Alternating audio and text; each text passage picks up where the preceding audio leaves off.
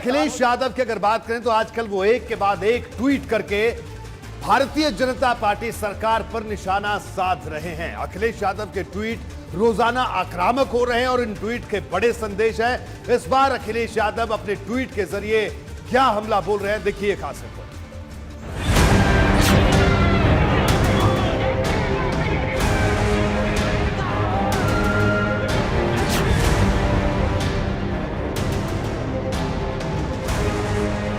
Twitter पर अखिलेश यादव का अंदाज और आक्रामक हो गया है। ट्वीट के जरिए हमला सीएम योगी पर किया, लेकिन नाम नहीं लिया।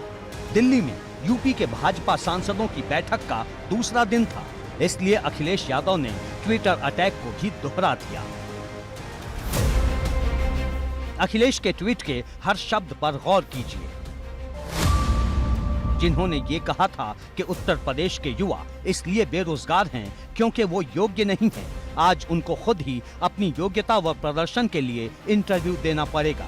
लेकिन हो सकता है कि परीक्षाओं का पर्चा लीक कराने वालों को प्रश्न पहले से ही पता हो और उत्तर भी। ये समीक्षा भाजपा का ढोंग है।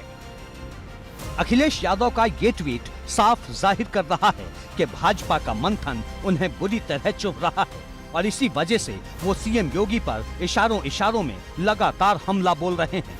अब सवाल है कि क्या ट्वीट अटैक के जरिए अखिलेश सोशल मीडिया पर अपने समर्थकों का मनोबल बढ़ा रहे हैं? सीएम योगी का सीधे सीधे नाम नहीं लेना भी एक खास रणनीति का हिस्सा तो नहीं? किसी पार्टी की समीक्षा बैठक को ढोंग बताने से सपा को कितना सियासी फायदा होगा? ये सवाल इसलिए भी अहम हो जाते हैं क्योंकि अखिलेश यादव पर विरोधी लगातार ये आरोप लगाते रहे हैं कि वो जमीन पर कम और ट्विटर पर ज्यादा एक्टिव हैं।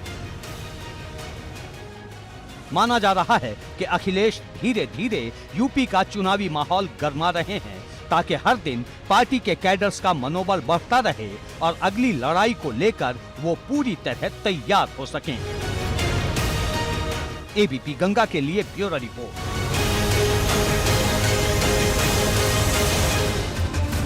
अखिलेश यादव का ट्वीट के जरिए हमला था भारतीय जनता पार्टी का। वहीं दूसरी तरफ भारतीय जनता पार्टी दिल्ली में लगातार मंथन कर रही है और आज मंथन का दूसरा दिन है। मुख्यमंत्री योगी आदित्यनाथ, सुनील बंसल जो कि संगठन महामंत्री हैं, इसके अलावा कल जेपी नड्डा भी यहां पर पहुंचे थे और तमाम सांसदों के साथ ये मंथन चल रहा है कि 22 की रणनीति क्या होगी, कैसे चुनाव लड़ा जाएगा। आज ये बैठक का दूसरा दिन है और इस बैठक का जायजा लिया हमारे संवाददाता अविनाश तिवारी। सांसदों के साथ आज एक बार फिर दिल्ली में रात 8 बजे कॉन्स्टिट्यूशन क्लब में बैठक होगी। अगर आज बात करें तो गोरखपुर, काशी और अवध क्षेत्र के सांसदों की बैठक होगी। आज कुल सांसदों की संख्या 44 होगी, जिसमें लोकसभा और राज्यसभा दोनों सांसद मौजूद होंगे। क्योंकि आज ये दूसरे दिन बैठक है और एक बार फिर से जो तमाम सारे सांसद पहुंचेंगे उनको संबोधित करने के लिए पार्टी के राष्ट्रीय अध्यक्ष जेपी नड्डा आ सकते हैं। इसके अलावा प्रभारी डॉक्टर मोहन सिंह मौजूद रहेंगे, प्रदेश अध्यक्ष स्वतंत्र देव सिंह मौजूद रहेंगे और संगठन महामंत्री सुनील बंसल भी मौजूद रहेंगे। मुख्यमंत्री योगी आदित्यनाथ की भी मौजूदगी होगी। चूंकि जिस तरीके से कल तमाम सारे सांसदों की बैठक हुई थी उसमें यह कहा गया था कि जितने भी सांसद हैं वो अपने क्षेत्र में अब अधिक सक्रिय हों, अपने क्षेत्र में जाए, वैक्सीनेशन सेंटर को देखें, वैक्सीनेशन के लिए लोगों को प्रोत्साहित करें।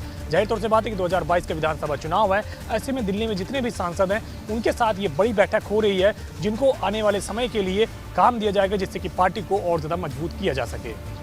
और अविनाश सीधे इस वक्त हमारे साथ दिल्ली से जुड़े हुए हैं। अविनाश, आपके पास आएंगे। अविनाश, आज बैठक शुरू हो चुकी है, आज कौन कौन बैठक में मौजूद है और आज की बैठक का क्या बड़ा एजेंडा रहने वाला है? देखिए रोहित, बात करें तो अभी बैठक शुरू नहीं हुई, क्योंकि अभी कुछ देर पहले ही मुख्यमंत्री योगी आदित्यनाथ यहां पे पहुंचे हैं। अब इंतजार हो रहा है पार्टी के राष्ट्रीय अध्यक्ष जेपी नड्डा का, उनके आने के बाद तत्काल ये बैठक शुरू कर दी जाएगी। मुख्यमंत्री का जो आगमन हुआ है वो अभी 2 से 3 मिनट पहले ही आगमन हुआ है। मुख्यमंत्री और प्रदेश अध्यक्ष एक साथ आए हैं। हालांकि सभी सांसद आ चुके हैं। गोरखपुर क्षेत्र, काशी क्षेत्र और अवध क्षेत्र के लोकसभा और राज्यसभा के सांसद मिलाकर 44 ये संख्या पहुंचती है। लगभग सभी सांसद आ चुके हैं और जो बड़े केंद्रीय मंत्री हैं, खासतौर से अगर बात करें तो अमेठी से सांसद स्मृति ईरानी वो भी यहाँ पे पहुंची हुई है। चंदौली से सांसद और केंद्रीय मंत्री महेंद्र नाथ पांडे वो भी यहाँ पे पहुंचे हुए हैं। महाराजगंज से सांसद और केंद्रीय वित्त राज्य मंत्री पंकज चौधरी वो भी यहाँ पे पहुंचे हुए हैं और केंद्रीय गृह राज्य मंत्री अजय मिश्रा उर्फ टेनी वो भी यहाँ पे पहुंचे हुए हैं। तो जो बड़े चेहरे हैं उत्तर प्रदेश से केंद्र में मंत्री हैं वो बैठक में पहुंच चुके हैं। कुछ देर में ये बैठक की शुरुआत होगी जिसमें तमाम सारे सांसदों को पार्टी की ओर से जो संदेश है वो दिया जाएगा। क्योंकि कल जिस तरीके से जो 3 क्षेत्रों की बैठक हुई थी उसमें तमाम सारे सांसदों को संदेश दिया गया था कि आगे किस तरीके से उनको अपने क्षेत्र में जाकर काम करना है। वही वही आज गोरखपुर, काशी और अवध क्षेत्र के सांसदों को बताया जाएगा कि उनको आगे किस तरीके से अपने संसदीय क्षेत्र में जाकर काम करना है।